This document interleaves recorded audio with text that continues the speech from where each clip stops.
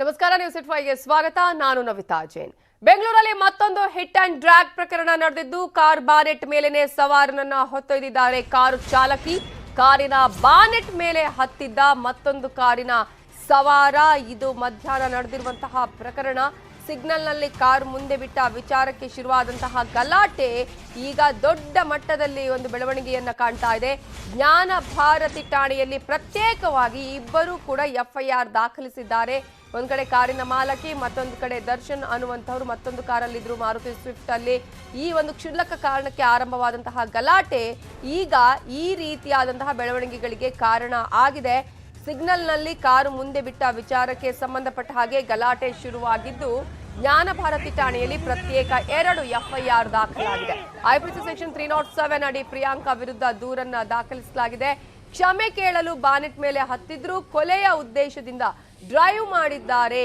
ದರ್ಶನ್ ವಿರುದ್ಧ IPC section 354 ಅಡಿ ಈಗ ದೂರನ್ನ ದಾಖಲಿಸಲಾಗಿದ್ದು, ಬಟ್ಟೆ ಹರಿದು ಎಳೆದಾಡಿ ಅವಾಚ್ಯ ಶಬ್ದಗಳಿಂದ ನಿಂದನೆ ಮಾಡಿದ್ದಾರೆ ಅನ್ನುವಂತಹ ಆರೋಪವನ್ನ ಮಾಡಲಾಗಿದೆ.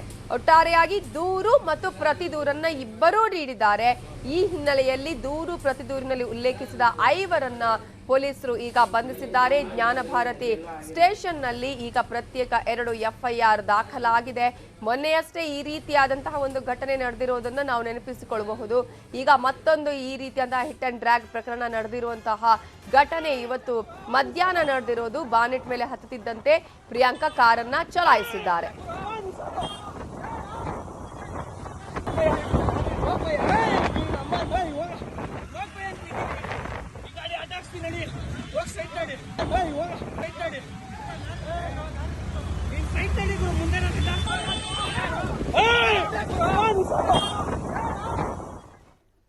ಕಾರಿನ ಮೇಲೆ ಯುವಕನನ್ನ ಹೊತ್ತೊಯ್ದ ಪ್ರಕರಣಕ್ಕೆ ಸಂಬಂಧಪಟ್ಟ ಹಾಗೆ ಜ್ಞಾನ ಭಾರತಿ ಪೊಲೀಸರು ಈಗಾಗಲೇ 5ರನ್ನ ಬಂಧಿಸಿದ್ದಾರೆ. ಪ್ರಮೋದ್, ದರ್ಶನ್ ದೂರಿನ ಮೇಲೆ 2 ಎಫ್ಐಆರ್ ಪ್ರತ್ಯೇಕ ಎಫ್ಐಆರ್ ದಾಖಲಾಗಿದೆ. ದರ್ಶನ್ ಕೊಟ್ಟ ದೂರಿನ ಮೇರೆಗೆ ಪ್ರಿಯಾಂಕ್ ಅವರನ್ನು ಬಂಧಿಸಲಾಗಿದೆ. ಲೈಂಗಿಕ ದೌರ್ಜನ್ಯದ ದೂರನ್ನ ಈಗ ದಾಖಲಿಸಿದ್ದಾರೆ ಪ್ರಿಯಾಂಕಾ. ದರ್ಶನ್, ಯಶವಂತ್, ಸುಜನ್, ವಿನಯ್ ಈ ಪ್ರಕರಣದಲ್ಲಿ ಅರೆಸ್ಟ್ ಆಗಿದ್ದಾರೆ. ಎಲ್ಲ ಆರೋಪಿಗಳ ವೈದ್ಯಕೀಯ ಪರೀಕ್ಷೆ ಪೂರ್ಣಗೊಂಡಿದೆ. ಒಂದು ಗಲಾಟೆ ಏನೆಲ್ಲ ಬೆಳವಣಿಗೆಗಳಿಗೆ ಕಾರಣ ಆಗತ್ತೆ, ನಮ್ಮ ಕೋಪ ತಾಪ ಯಾವೆಲ್ಲ ರೀತಿಯಾದಂತಹ ಘಟನೆಗಳಿಗೆ ಕಾರಣ ಮಾಡುತ್ತೆ ಅನ್ನೋದಕ್ಕೆ ಈ ಪ್ರಕರಣವೇ ಸಾಕ್ಷಿ ಆಗಿದೆ. ಈಗ ಪ್ರತ್ಯೇಕ ಎಫ್ಐಆರ್ ದಾಖಲಾಗಿದೆ, 2 ಎಫ್ಐಆರ್ ದಾಖಲಾಗಿದೆ. ಒಂದು ಈಗಾಗಲೇ 307, ಇನ್ನೊಂದು ಕಡೆ 357. ಈಗ ಇದರಲ್ಲಿ ಕೊಲೆ ಮಾಡುವಂತಹ ಉದ್ದೇಶದ ಹಿನ್ನೆಲೆಯಲ್ಲಿ ಈ ರೀತಿಯಾಗಿ ಮಾಡಲಾಗಿದೆ ಅಂತ ದರ್ಶನ್ ದೂರು ಕೊಟ್ಟರೆ, ಇನ್ನೊಂದು ಕಡೆ ಲೈಂಗಿಕ ದೌರ್ಜನ್ಯವನ್ನ ಮಾಡಿದ್ದಾರೆ ಅನ್ನುವ ರೀತಿಯಲ್ಲಿ ಈಗ ಪ್ರಿಯಾಂಕಾ ದೂರನ್ನ ದಾಖಲಿಸಿದ್ದಾರೆ ದರ್ಶನ್ ಮೇಲೆ. ಒಟ್ಟಾರೆಯಾಗಿ ಈಗ 5ರನ್ನ ಈ ಪ್ರಕರಣಕ್ಕೆ ಸಂಬಂಧಪಟ್ಟ ಹಾಗೆ ಪೊಲೀಸರು ಬಂಧಿಸಿದ್ದು, ದರ್ಶನ್, ಯಶವಂತ್, ಸುಜನ್, ವಿನಯ್ ಅರೆಸ್ಟ್ ಆಗಿದ್ರೆ ಈಗ ಪ್ರಿಯಾಂಕಾ ಅವರನ್ನು ಕೂಡ ಪೊಲೀಸರು ಅರೆಸ್ಟ್ ಮಾಡಿದ್ದಾರೆ. ಇವೆಲ್ಲದರ ಬಗ್ಗೆ ಇನ್ನಷ್ಟು ಡೀಟೇಲ್ಸ್ ಕೊಡೋದಕ್ಕೆ ನಮ್ಮ ರಿಪೋರ್ಟರ್ ಗಂಗಾಧರ್ ವಾಗಟ ನೇರ ಸಂಪರ್ಕದಲ್ಲಿದ್ದಾರೆ. ಗಂಗಾಧರ್, ಸದ್ಯದ ಅಪ್ಡೇಟ್ಸ್ ಏನೀಗ?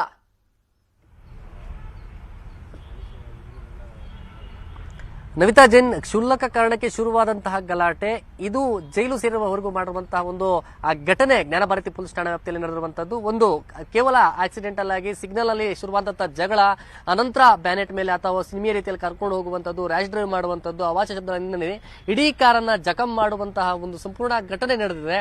ನಾನೀಗ ಜ್ಞಾನ ಭಾರತಿ ಪೊಲೀಸ್ ಠಾಣೆ ಬಳಿ ಇದ್ದೇನೆ.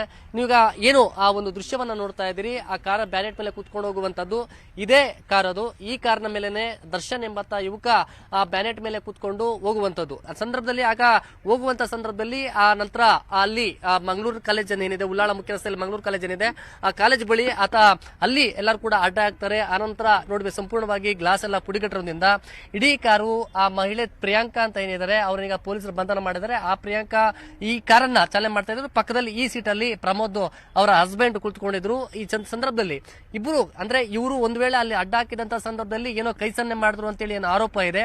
ಆ ಕ್ಷಣದಲ್ಲಿ ಅವರು ಸ್ವಾರಿ ಕೇಳಿದ್ರೆ ಅಥವಾ ಏನಾದ್ರು ಅಲ್ಲೇ ಸಮಸ್ಯೆ ಬಗೆಹರಿಸ್ಕೊಂಡಿದ್ರೆ ಇಲ್ಲ ಪೊಲೀಸ್ 112 ಕರೆ ಮಾಡಿದ್ರು ಕೂಡ ಅಲ್ಲಿ ಸಮಸ್ಯೆ ಬಗೆಹರಿತಾ ಇತ್ತು. ಇವರು ದರ್ಶನ್ ಅವರು ಆರೋಪ ಮಾಡುವಂತದ್ದು ಏನಂದ್ರೆ ನಮ್ಮ ಬ್ಯಾನೆಟ್ ಮೇಲೆ ಕುತ್ಕೊಂಡು ಅವರನ್ನ ಅಲ್ಲಿಗೆ ಕಾರನ್ನ ಸ್ಟಾಪ್ ಮಾಡಿ ಅಂದ್ರೂ ಕೂಡ ಅವರು ನಿಲ್ಸಿಲ್ಲ ಅಂತ ಹೇಳ್ತಾ ಇರುವಂತದ್ದು.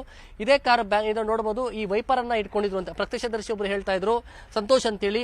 ವೈಪರ್ ಅನ್ನ ಒಬ್ರು ಇಟ್ಕೊಂಡು ಆ ನಂತರ ಈ ಕಾರಿನ ಬ್ಯಾನೆಟ್ ಅನ್ನ ಹಿಡ್ಕೊಂಡು ಅವರು ಆ ದರ್ಶನ್ ಅವರು ಇದ್ರು ಕೂಡ ಅವರು ಲೇಡೀಸ್ ರ್ಯಾಶ್ ಡ್ರೈವ್ ಅಲ್ಲಿ ಅತಿ ವೇಗವಾಗಿ ಅವರು ಹೋಗ್ತಾ ಇದ್ರು. ನಿಲ್ಸಿದ್ರು ಕೂಡ ನಿಲ್ಸಿಲ್ಲ. ಮಂಗಳೂರು ಕಲೆ ಹತ್ರ ನಿಲ್ಸಿದ ಸಂದರ್ಭದಲ್ಲಿ ಸುಮಾರು 80 ಜನ ಬೈಕ್ ಗಳಲ್ಲಿ ಕೂಡ ಅವರು ಫಾಲೋ ಮಾಡ್ಕೊಂಡ್ ಬರ್ತಾ ಇತ್ತು.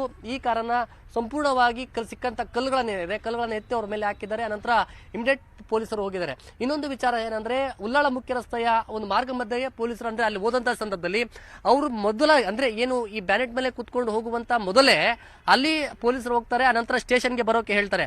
ಆದ್ರೆ ಇವರು ಯಾವುದೇ ಕಾರಣಕ್ಕೂ ಕೂಡ ಅಲ್ಲಿ ಯೂ ಟರ್ನ್ ತಗೊಳ್ಳುವಂತ ಸಂದರ್ಭದಲ್ಲಿ ದರ್ಶನ್ ಮತ್ತೆ ಹೋಗಿ ಆ ಕಾರನ್ನ ಸ್ಟಾಪ್ ಮಾಡುವಂತ ಹೇಳ್ತಾನೆ, ಮುಂದೆ ನಿಂತ್ಕೊಳ್ತಾನೆ. ಆ ಸಂದರ್ಭದಲ್ಲಿ ಇವರು ಭಯಗೊಂಡು ಅಲ್ಲಿಂದ ನಾವು ಹೋದ್ವಿ, ಭಯ ಆಯ್ತು ನಮಗೆ, ಹೀಗಾಗಿ ಎಲ್ಲರೂ ಕೂಡ ಕವರ್ ಆದ್ರು, ಈ ನಮ್ಮ ಮೇಲೆ ಹಲ್ಲೆ ಮಾಡಬಹುದು ಅಂತ ಭಯದಿಂದ ನಾವು ಅಲ್ಲಿಂದ ಕಾರ್ ಮೂವ್ ಮಾಡಿದ್ರೆ ಪ್ಯಾನೆಟ್ ಮೇಲೆ ಹತ್ಕೊಂಡ್ರು. ನಮ್ಗೆ ಇನ್ನಷ್ಟು ಭಯ ಆಗಿದ್ರಿಂದ ನಾವು ಆ ವೈಪರ್ ಮೇಲೆ ಆತ ಇದ್ದಿದ್ರಿಂದ ನಾವು ಆಗಲೇ ಕಾರನ್ನ ತೆಗೆದುಕೊಂಡು ಹೋದ್ವಿ ಅಂತ ಹೇಳ್ತಾ ಇದ್ದಾರೆ.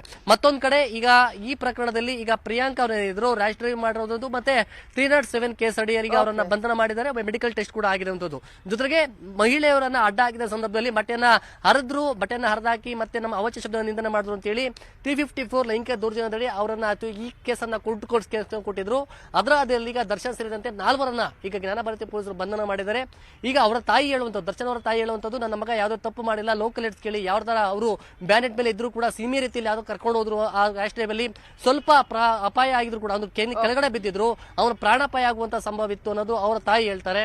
ಜೊತೆಗೆ ಇವರು ಹೇಳುವಂತದ್ದು ಅವ್ರು ಯಾವ್ದೇ ರೀತಿ ತಪ್ಪು ಮಾಡಿಲ್ಲ, ಬೈಕಲ್ಲಿಂದ ಹೋದ್ರು ಅನ್ನೋ ಬಗ್ಗೆ ಇವರು ಹೇಳುವಂತದ್ದು.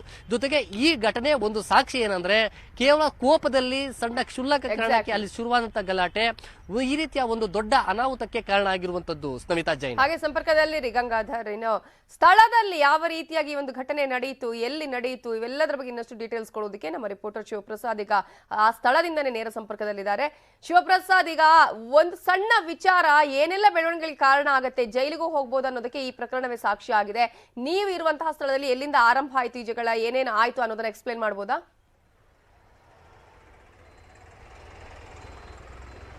ನವಿತಾ ಜೈನ್, ಕೋಪ ಆವೇಶಕ್ಕೆ ಮಾನವೀಯತೆಯನ್ನ ಮರೆತ್ರೆ ಏನೆಲ್ಲ ಆಗುತ್ತೆ ಅನ್ನೋದಕ್ಕೆ ಮೊನ್ನೆ ಅಷ್ಟೇ ಬೆಂಗಳೂರಿನಲ್ಲಿ 71 ವರ್ಷದ ವೃದ್ಧರನ್ನ ಬೈಕ್ನಲ್ಲಿ ಎಳೆದು ಹೋದಂತಹ ಘಟನೆ ರಾಷ್ಟ್ರವ್ಯಾಪಿ ಸುದ್ದಿಯಾಗಿತ್ತು. ಅದು ಮಾಸುವ ಮುನ್ನವೇ ಅದೇ ರೀತಿಯಾದಂತಹ ಒಂದು ಘಟನೆ ನಡೆದಿದೆ. ಘಟನೆ ನಡೆದಂತಹ ಸ್ಥಳದಲ್ಲೇ ಇದ್ದೀನಿ. ದೃಶ್ಯದಲ್ಲಿ ನೋಡ್ತಾ ಇದ್ದೀರಲ್ಲ, ಇದು ಉಳ್ಳಾಳ ಮುಖ್ಯ ರಸ್ತೆ. ಈ ಉಳ್ಳಾಳ ಮುಖ್ಯ ರಸ್ತೆ ಏನಿದೆ, ಇದೇ ಒಂದು ರಸ್ತೆಯಲ್ಲಿ ಈ ಒಂದು ಘಟನೆ ಆಗಿರುವಂತದ್ದು. ಪ್ರಿಯಾಂಕಾ ಏನಿದ್ದಾರೆ, ಪ್ರಿಯಾಂಕಾ ಅವರು ತಮ್ಮ ಟಾಟಾ ನೆಕ್ಸಾನ್ ಕಾರ್ನ ಬಾನೆಟ್ ಮೇಲೆ ದರ್ಶನ್ ಏನು ಆತ ಕುಳಿತುಕೊಂಡಿದ್ರು, ಅವರನ್ನ ಕೂರಿಸ್ಕೊಂಡು ರ್ಯಾಶ್ ಡ್ರೈವಿಂಗ್ ಮಾನವೀಯತೆಯನ್ನ ಮರೆತು ರ್ಯಾಶ್ ಡ್ರೈವಿಂಗ್ ಮಾಡ್ಕೊಂಬಂದಂತಹ ಘಟನೆ ನಡೆದಂತಹ ಜಾಗ ಇದೆಯಲ್ಲ, ಇದೇ ಒಂದು ಜಾಗ. ಆ ನಂದಿನಿ ಬೂತ್ ಇದೆಯಲ್ಲ, ಆ ನಂದಿನಿ ಬೂತಿಂದ ಆ ಒಂದು ಪಕ್ಕದಲ್ಲಿ ನಂದಿನಿ ಬೂತಿಂದ ಬಲಭಾಗಕ್ಕೆ ಹೋದ್ರೆ ಆ ಒಂದು ರಸ್ತೆ ಇದೆ. ಆ ರಸ್ತೆಯಿಂದ ವೇಗವಾಗಿ ಕಾರ್ ಬರುತ್ತೆ.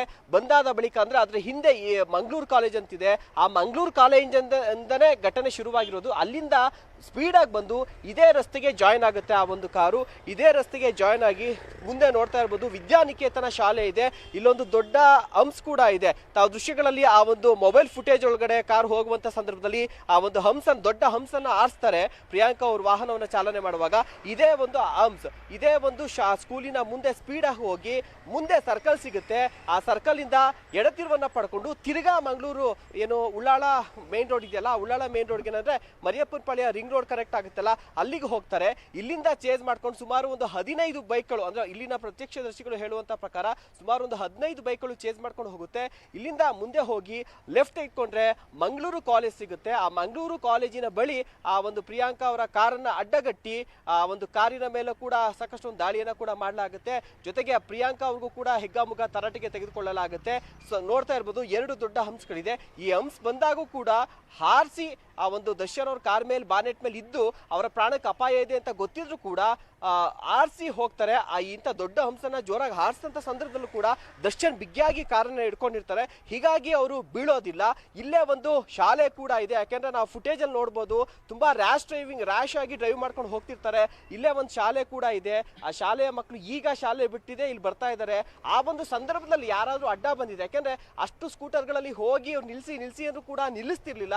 ಈಗೇನಾದ್ರು ಆ ಸಂದರ್ಭದಲ್ಲಿ ಯಾರಾದ್ರೂ ಶಾಲಾ ಮಕ್ಕಳುಗಳು ಅಥವಾ ಬೇರೆ ಯಾರು ಅಡ್ಡ ಬಂದಿದ್ರೆ ಅವರ ಪ್ರಾಣಕ್ಕೂ ಅಪಾಯ ಆಗ್ತಾ ಇತ್ತು. ಕಾರ್ನ ಬಾನೆಟ್ ಮೇಲೆ ಜೀವವನ್ನ ಬಿಗಿ ಹಿಡಿದು ಕೂತಿದ್ದಂತಹ ದರ್ಶನ್ ಅವರ ಪ್ರಾಣಕ್ಕೂ ಕೂಡ ಅಪಾಯ ಆಗ್ತಿತ್ತು. ಈ ಒಂದು ಸಣ್ಣ ಆಕ್ಸಿಡೆಂಟ್, ಕ್ಷುಲ್ಲಕ ಕಾರಣಕ್ಕೆ ನಡೆದಂತ ಜಗಳ, ಈ ರೀತಿಯಾಗಿ ಸಿನಿಮೀಯ ರೀತಿಯಾದಂತಹ ಒಂದು ಘಟನೆ ನಡೆದು ಹೋಗಿರುವಂತದ್ದು. ಇಲ್ಲಿ ಸಾಕಷ್ಟು ಜನ ಘಟನೆಯನ್ನ ಕೂಡ ನೋಡಿದ್ದಾರೆ. ನಂದಿನಿ ಬೂತ್ ಇದೆಯಲ್ಲ, ನಂದಿನಿ ಬೂತ್ ನ ಅಲ್ಲಿದ್ದಂತಹ ಒಂದು ಆ ಬೂತ್ ನ ಮಾಲೀಕರು ಕೂಡ ಹೇಳ್ತಾ ಇದ್ರು, ಸುಮಾರು 11:30 ಗಂಟೆ ಸಮಯದಲ್ಲಿ ಈ ಒಂದು ಘಟನೆ ನಡೆದಿದೆ. ನಾವು ಫಿಲಂ ನಲ್ಲಿ ಮಾತ್ರ ಈ ರೀತಿಯಾದಂತಹ ದೃಶ್ಯಗಳನ್ನ ನೋಡಿದ್ದು, ಇವತ್ತು ನಿಜವಾಗ್ಲೂ ಕೂಡ ನೋಡ್ದು. ಆ ಮಹಿಳೆ ಪ್ರಿಯಾಂಕಾ ಏನಿದ್ದಾರೆ, ಒಬ್ರು ಮಹಿಳೆ ಕಾರನ್ನ ಓಡಿಸ್ತಾ ಇದ್ರು. ಹಿಂದೆಗಡೆ ಸುಮಾರು 15 ಬೈಕಲ್ಲಿ ಬಂದು ಎಲ್ಲರೂ ಜೋರಾಗಿ ಕೂಗ್ತಾ ಇದ್ರು ಕೂಡ ಆ ಕಾರನ್ನ ನಿಲ್ಲಿಸುವಂತ ಕೆಲಸ ಆಗ್ಲಿಲ್ಲ. ಸ್ಪೀಡ್ ಆಗಿ ಚಲಾಯಿಸ್ಕೊಂಡು ಹೋಗ್ತಾರೆ. ಅದ್ರ ಮೇಲೆ ಒಬ್ಬ ವ್ಯಕ್ತಿ ಪ್ರಾಣವನ್ನ ಕೈಯಲ್ಲಿ ಹಿಡಿದು ಹೋಗ್ತಾ ಇದ್ರು. ಆ ವ್ಯಕ್ತಿಯ ದರ್ಶನ್ ಅನ್ನುವಂಥದ್ವರೆಗೂ ಕೂಡ ಗೊತ್ತಿಲ್ಲ. ಸೊ ಅವೆಲ್ಲವನ್ನ ಕೂಡ ನೋಡಿದ್ದಾರೆ. ಇವರು ಕೂಡ ಅಡ್ಡ ಹಾಕಕ್ ಹೋಗಿದ್ದಾರೆ. ಆದ್ರೆ ನಾವೆಲ್ಲ ರೋಡ್ ಸೈಡ್ ನಲ್ಲಿ ನಿಂತಿದ್ದು, ಆದ್ರೆ ಬೈಕಲ್ಲಿ ಹಿಂದೆ ಫಾಲೋ ಮಾಡ್ಕೊಂಡು ಚೇಂಜ್ ಮಾಡ್ಕೊಂಡು ಹೋಗ್ತಿದ್ದವ್ರಿಗೆ ಆ ಕಾರನ್ನ ಚೇಂಜ್ ಮಾಡೋದಕ್ಕೆ ಆಗ್ಲಿಲ್ಲ. ಹೀಗಾಗಿ ನಾವು ಕೂಡ ಅಸಹಾಯಕರಾದ.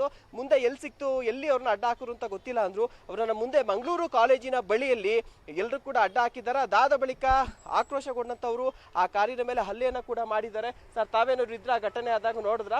ಓಕೆ, ಸೊ ಈಗ ಈ ಒಂದು ಘಟನೆ ಆಗಿರುವಂತದ್ದು. ಹೀಗಾಗಿ ಇಲ್ಲಿನ ಸುತ್ತಮುತ್ತ ಜನ ಪ್ರತ್ಯಕ್ಷವಾಗಿ ಆ ಘಟನೆಯನ್ನ ಕೂಡ ನೋಡಿದ್ದಾರೆ. ಕೆಲವು CCTV ಫುಟೇಜ್ಗಳಲ್ಲೂ ಕೂಡ ಈ ಒಂದು ರೋಚಕವಾದಂತಹ ಮಾತನಾಡಿಸ್ತೀನಿ. ವಿಶ್ವಪ್ರಸಿದ್ಧರ ಬಗ್ಗೆ ಇನ್ನಷ್ಟು ಮಾಹಿತಿ ಪಡ್ಕೊಳ್ತೀನಿ. ಈಗ ದರ್ಶನ್ರನ್ನ ಪೊಲೀಸರು ಕರ್ಕೊಂಡ್ ಬರ್ತಾ ಇರುವಂತಹ ದೃಶ್ಯವನ್ನ ನಾವು ಗಮನಿಸ್ತಾ ಇದ್ದೀವಿ. ಇಡೀ ಒಂದು ಪ್ರಕರಣ ಯಾವ ರೀತಿಯಾಗಿ ನಡೆಯಿತು ಅನ್ನೋದನ್ನ ನೋಡಬಹುದು. ದರ್ಶನ್ ಕಾರಿನ ಬಾನೆಟ್ ಮೇಲೆ ಬರುವಂತಹ ಸಂದರ್ಭದಲ್ಲಿ ಸಾಕಷ್ಟು ಜನ ಕೂಡ ಅವರನ್ನ ಫಾಲೋ ಮಾಡ್ಕೊಂಡ್ ಬಂದಿದ್ದಾರೆ ಬೈಕಲ್ಲಿ.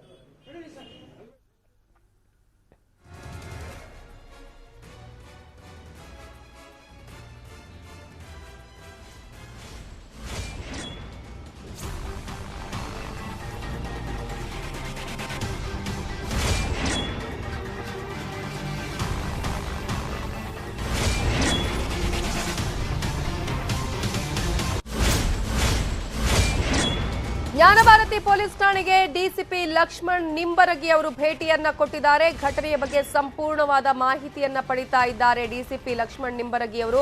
ಪ್ರತ್ಯೇಕವಾಗಿ 2 ಪ್ರಕರಣಗಳು ದಾಖಲಾಗಿದೆ. 2 FIR ದಾಖಲಾಗಿರುವ ಹಿನ್ನೆಲೆಯಲ್ಲಿ ಸಾಕ್ಷಿಗಳ ಪರಿಶೀಲನೆಯನ್ನ ಮಾಡ್ತಾ ಇದ್ದಾರೆ. ಒಂದು, ಈಗಾಗಲೇ ನಾವು ಹೇಳಿದ ಹಾಗೆ, ಈಗ ಕೊಲೆಯ ಪ್ರಕರಣಕ್ಕೆ ಸಂಬಂಧಪಟ್ಟ ಹಾಗೆ ಒಂದು ಕೊಲೆಯನ್ನ ಮಾಡಬೇಕನ್ನುವ ಉದ್ದೇಶದಿಂದ ಈ ಒಂದು ಘಟನೆಯನ್ನ ಮಾಡಲಾಗಿದೆ ಅನ್ನೋದಾದ್ರೆ ಇನ್ನೊಂದು 357 ಪ್ರಕರಣ ಕೂಡ ದಾಖಲಾಗಿದೆ. ಕಾರದಲ್ಲಿದ್ದವರ ಮಧ್ಯೆ ಮತ್ತು ಸ್ವಿಫ್ಟ್ ಕಾರ್ನಲ್ಲಿ ಇದ್ದವರ ಮಧ್ಯೆ ಮಾತಿನ ಚಕಮಕಿ ಆಗುತ್ತೆ. ಆವಾಗ ಸ್ವಿಫ್ಟ್ ಕಾರ್ನಲ್ಲಿದ್ದವನು ಕೂಡ ಬೈದಿರ್ತಾನೆ. ಮತ್ತು ಅದೇ ರೀತಿ ನಿಕ್ಸಾನ್ ಕಾರದಲ್ಲಿದ್ದಂತಹ ಮಹಿಳೆಯೂ ಕೂಡ ಅವರಿಗೆ ಬೈದ್ಬಿಟ್ಟು ಅಸಭ್ಯವಾಗಿ ಏನೋ ತೋರಿಸಿದ್ರು ಅಂತಂತ ಹೇಳಿಬಿಟ್ಟು ಆ ಕಾರು ಮುಂದೆ ಹೋಗುತ್ತೆ. ಅದೇ ರೀತಿ ಸ್ವಿಫ್ಟ್ ಕಾರು ಅದನ್ನೇ ಫಾಲೋ ಮಾಡಿಬಿಟ್ಟು ಮುಂದೆ ಮಂಗಳೂರು ಕಾಲೇಜ್ ಹತ್ರ ಅದನ್ನು ಅಡ್ಡಗಟ್ಟಿ ನಿಲ್ಲಿಸ್ತಾರೆ.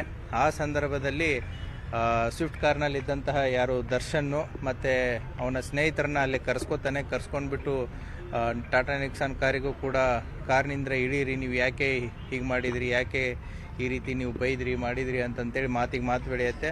ಅದೇ ರೀತಿ ನಿಕ್ಸಾನ್ ಕಾರದಲ್ಲಿದ್ದಂತಹ ಏನು ದಂಪತಿಗಳು ಕೂಡ ಅವ್ರ ಫ್ರೆಂಡ್ ಆದಂತಹ ಇನ್ನೊಬ್ಬರನ್ನ ಕರೆಸ್ಕೋತಾರೆ. ಅವರು ಕೂಡ ಆ ಸ್ಥಳದಲ್ಲಿ ಬರ್ತಾರೆ. ಮತ್ತು 112 ಕೂಡ ಫೋನ್ ಮಾಡ್ತಾರೆ. ಸೊ ಬೈಸಲ ಒಂದು 15 ನಿಮಿಷದಲ್ಲಿ ಅಲ್ಲಿ ಹೋಗುವಷ್ಟರಲ್ಲಿನೇ ದರ್ಶನ್ ಲೋಕಲ್ ಹುಡುಗ ಆಗಿರೋದ್ರಿಂದ ಅವನ ಜೊತೆಗೆ ಸುಮಾರು ಒಂದು 10 ಜನ ಸೇರಿರ್ತಾರೆ. ಆ ಸಂದರ್ಭದಲ್ಲಿ ಗ್ಲಾಸನ್ನು ಏನೋ ಬಡಿಯೋದು ಮಾಡ್ತಾ ಇರ್ತಾರೆ. ನೀವು ಕಾರಿಂತ್ರ ಹೊರಗಡೆ ಬನ್ನಿ ಅಂತಂತೇಳಿ. ಸೊ ತದನಂತರ ಏನಾಗುತ್ತೆ, ಪೊಲೀಸ್ ಬಂದಂಥ ಹೊಯ್ಸಳ ವೆಹಿಕಲ್ದಂಥ ಪೊಲೀಸರು ಅಲ್ಲಿದ್ದಂಥ ಜನರನ್ನ ಚದುರಿಸದೆ ಬಿಟ್ಟು ಇಬ್ಬರು ನೀವು ಪೊಲೀಸ್ ಸ್ಟೇಷನ್ಗೆ ಬನ್ನಿ ಅಂತ ಹೇಳಿಬಿಟ್ಟು ಕರ್ಕೊಂಡು ಬರ್ತಿರ್ಬೇಕಾದ್ರೆ ಇವ್ರು ಎಲ್ಲಿ ತಪ್ಪಿಸ್ಕೊಂಡು ಹೋಗ್ತಾ ಇದ್ದಾರೇನೋ ಅಂತಂತೇಳ್ಬಿಟ್ಟು ದರ್ಶನ್ ಏನು ಮಾಡ್ತಾನೆ ಅಂದರೆ ಟಾಟಾ ನಿಕ್ಸನ್ ಕಾರನ್ನ ಫ್ರಂಟ್ ಸೈಡು ನಿಲ್ತಾನೆ. ಅದು ಮಹಿಳೆ ಅದನ್ನು ಏನು ಮಾಡ್ತಾರೆ, ಆ ಕಾರನ್ನು ಅಜಾಗರೂಕವಾಗಿ ಹಾಗೆ ಮುನ್ನುಗ್ತಾರೆ.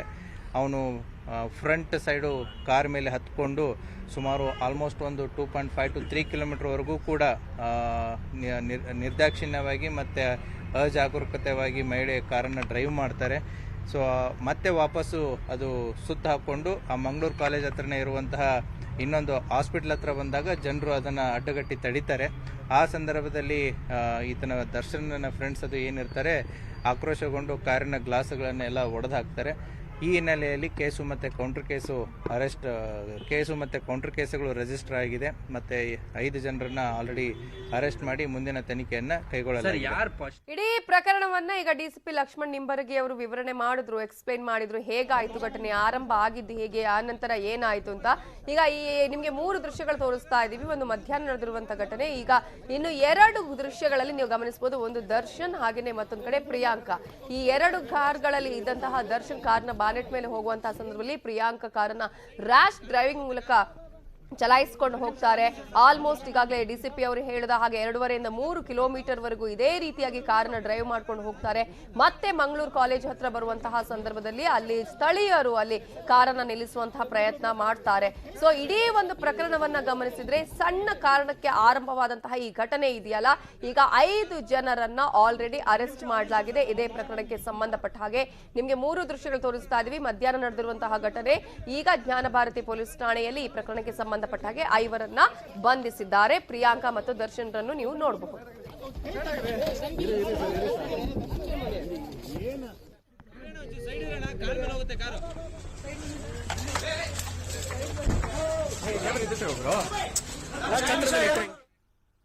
ಇದೇ ವಿಚಾರ. Welcome back. Hit and drag ಪ್ರಕರಣಕ್ಕೆ ಸಂಬಂಧಪಟ್ಟ ಹಾಗೆ ಈಗ ಯಾವ ರೀತಿಯಾಗಿತ್ತು ಆ ಒಂದು ಘಟನೆ ಅನ್ನೋದ್ರ ಬಗ್ಗೆ ಸಾಕಷ್ಟು ಪ್ರತ್ಯಕ್ಷದರ್ಶಿಗಳು ಮಾತನಾಡಿದ್ದಾರೆ. ಆಂಧ್ರ ಫಿಲಂ ಚೇಸಿಂಗ್ ತರಹ ಇತ್ತು ಸಾರ್, ಆ ಲೇಡಿ ಸಖತ್ ಸ್ಪೀಡ್ ಆಗಿ ಕಾರನ್ನ ಓಡಿಸಿದ್ಲು ಅಂತ ಹೇಳಿ ಘಟನೆಯನ್ನ ಎಳೆಯಾಗಿ ಬಿಚ್ಚಿಟ್ಟಿದ್ದಾರೆ ಪ್ರತ್ಯಕ್ಷದರ್ಶಿ. ನಾವ್ ಯಾವತ್ತೂ ಈ ತರ ಒಂದು ಘಟನೆ ನೋಡಿರ್ಲಿಲ್ಲ, ಸಿನಿಮಾದಲ್ಲಿ ಆದ ಹಾಗೇನೆ ಇವತ್ತು ಆ ಒಂದು ಘಟನೆ ನಡೆದು ಹೋಯ್ತು. ಫಿಲಂ ಚೇಸಿಂಗ್ ತರಹ ಇತ್ತು, ಆ ಲೇಡಿ ಸಖತ್ ಸ್ಪೀಡ್ ಆಗಿ ಕಾರನ್ನ ಓಡಿಸ್ತಾ ಇದ್ಲು. ಬಾನೆಟ್ ಮೇಲೆ ದರ್ಶನ್ ಅನ್ನುವಂತಹ ಯುವಕ ಇದ್ದ, ಆದ್ರೂ ಕೂಡ ಕೇರ್ ಮಾಡದೆ ರ್ಯಾಶ್ ಡ್ರೈವಿಂಗ್ ಅನ್ನ ಮಾಡಿದ್ದಾರೆ ಅಂತ ಹೇಳಿ ಪ್ರತ್ಯಕ್ಷದರ್ಶಿಗಳು ಈ ಘಟನೆಯನ್ನ ಬಿಚ್ಚಿಟ್ಟಿದ್ದಾರೆ. ನಾನು ಪಬ್ಲಿಕ್ ಸರ್ ಹೋಗ್ತಿದ್ದೆ, ಆನ್ ದಿ ವೇ ಬ್ಯಾಂಕ್ ಹೋಗ್ಬೇಕಿತ್ತು. ಆಪೋಸಿಟ್ ವೇಲಿ ನೆಕ್ಸಾನ್ ಕಾರ್ ಬರ್ತಿತ್ತು. ಅಲ್ಲಿ ಇನ್ಸಿಡೆಂಟ್ ಏನಾಗಿತ್ತು ನನಗೆ ಗೊತ್ತಿಲ್ಲ. ಇವರು ವೈಪರ್ ಇಟ್ಕೊಂಡು ನೇತಾಡ್ತಿದ್ರು ಸೆಂಟ್ರಲ್ ರೋಡಲ್ಲಿ. ನಾವೇನೋ ಮಾಡ್ತಿದ್ದೆ ಅನ್ಕೊಂಡು ಒಂದು ಸ್ವಲ್ಪ ಮುಂದೆ ಆದರೆ ಕಿಚ್ಕೊಂಡ್ರು, ಕಾಪಾಡಿ ಅಂತ ನಾವು ರಿಟರ್ನ್ ತೊಗೊಂಡು ಬಂದ್ವಿ. ಅವ್ರು ನಿಲ್ಸಿಲ್ಲ, ಹಾಗೆ ಹೋಯ್ತಿದ್ರು. ಚೇಸ್ ಮಾಡ್ಕೊಂಡು ತುಂಬ ದೂರ ಹೋದ್ವಿ. ಮಧ್ಯ ಗಾಡಿ ಅಡ್ಡಾಕಕ್ಕೆ ಹೋಗಿದ್ದಕ್ಕೆ ಅವ್ರ ಮೇಲೆ ಹಸಕ್ಕೆ ಬಂದರು. ಲೇಡಿ ಮೇಲೆ ಹಸಕ್ಕೆ ಬಂದರು. ಸೊ ನಾವು 3 ಕಡೆ ಟ್ರೈ ಮಾಡಿದ್ವಿ ನಿಲ್ಸಕ್ಕೆ, ಹಂಗೂ ನಿಲ್ಲಿಸ್ತಿಲ್ಲ. ಅವ್ರು ವೈಪರ್ ಇಟ್ಕೊಂಡು ನೇತಾಡ್ತಾನೆ ಇದ್ರು. ಸುಮಾರು ಒಂದು 2 ಕಿಲೋಮೀಟರ್ವರೆಗೂ ಹಂಗೇನೆ ಬಂದರು. ಲಾಸ್ಟಿಗೆ ನಾವು ಮುಂದೆ ಹೋಗ್ತಿರೋ ಒಂದು ಟ್ರಕ್ನ ಕಾಂಟ್ಯಾಕ್ಟ್ ಮಾಡಿ ಅವ್ರು ಸ್ಟಾಪ್ ಮಾಡಿಸಿ, ಅವ್ರ ಹಿಂದಗಡೆ ಇವ್ರನ್ನ ಸ್ಟಾಪ್ ಮಾಡಿಸಿ 2 ಕಿಲೋಮೀಟರ್ ವೈಪರ್ ಇಟ್ಕೊಂಡಿದ್ರು.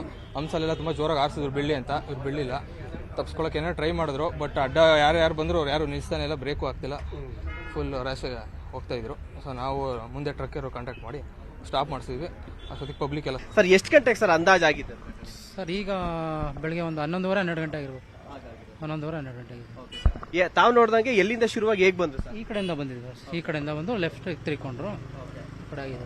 ನೀವು ನೋಡಿದಾಗ ಹೇಗಿತ್ತು ಸರ್ ಸಿಚುವೇಶನ್? ಅದು ಕಾರ್ ಮೇಲೆ ಯಾರಿದ್ರು, ಏನಾಗಿತ್ತು? ಕಾರ್ ಮೇಲೆ ಮತ್ತೆ ಇವರು ಜೆಂಟ್ಸ್ ಒಬ್ರು ಇದ್ರು, ಎಲ್ಲ ತಪ್ಪು ಇಟ್ಕೊಂಡಿದ್ರು. ಲೇಡಿ ಏನೋ ಓಡಿಸ್ತಾ ಇದ್ರು.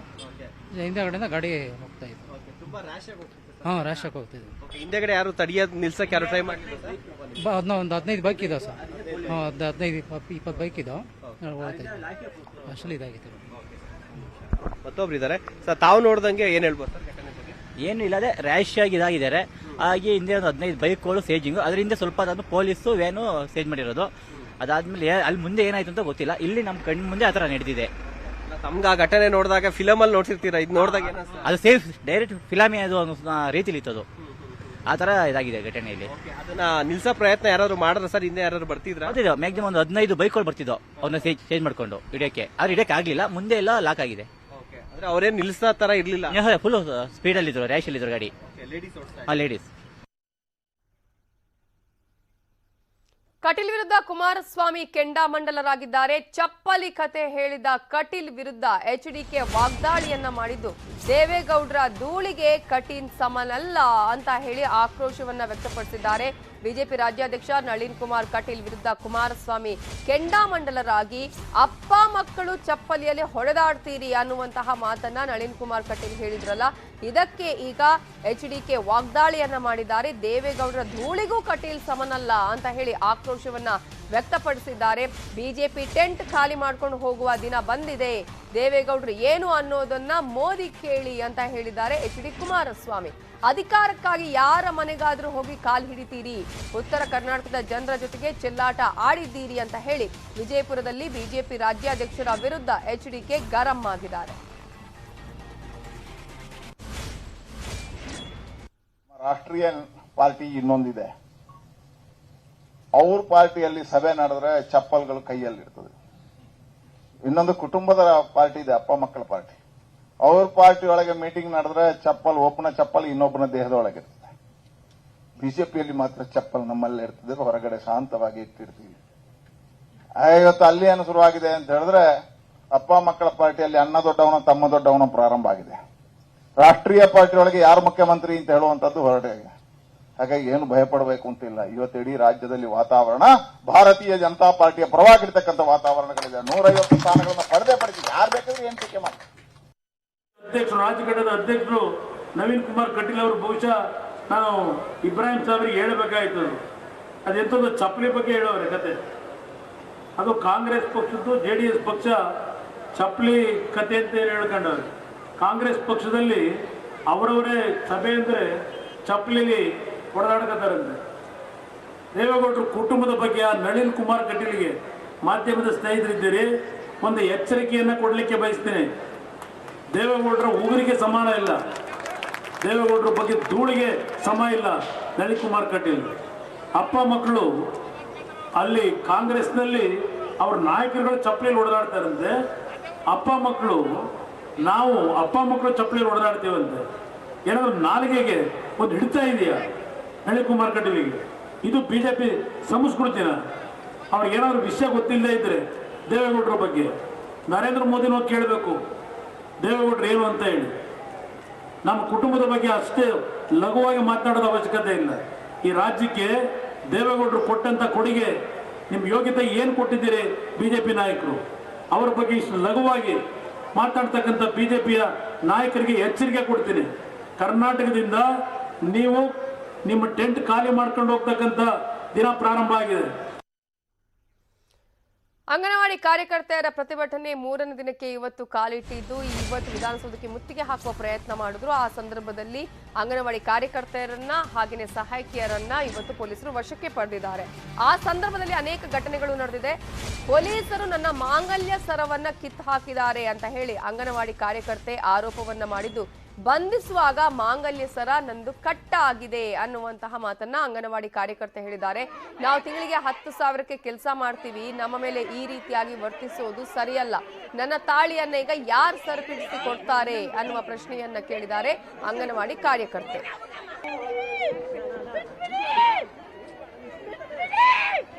ನೋಡಿ, ಪೊಲೀಸರ ದೌರ್ಜನ್ಯದಲ್ಲಿ ನಾವು ಬೀದಿಗಿಳಿಯದೆ ನಾವು ಒಳಗಿರುವಾಗ ನಮ್ಮನ್ನು ಎಳೆದುಕೊಂಡು ಬಂದು ನನ್ನ ತಾಳಿಯ ಸಮೇತ ತುಂಡು ಮಾಡಿ ಹಾಕಿರುವಂತ ಪೊಲೀಸರ ಮೇಲೆ ನಾನು ಧಿಕ್ಕಾರ ಕೂಗ್ತಾ ಇದ್ದೇನೆ.